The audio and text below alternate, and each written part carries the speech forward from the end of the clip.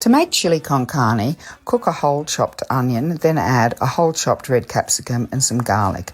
Then chili powder, paprika and cumin. Stir it through until fragrant. Then add your mince, but break it up with a spatula until you have fully browned small bits of mince. Mix it well. Then add in some margarine, tomato paste and sugar and stir again. Finally, 300 ml of beef stock and then a can of crushed tomatoes. Stir it well, bring it to the boil, then reduce the heat to simmer, stir through salt and pepper, then cover with a lid and leave to cook for about 20 minutes on low. It should be nice and thick.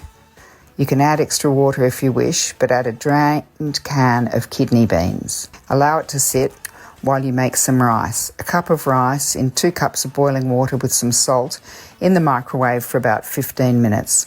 Then fork it over and put it in for another couple of minutes.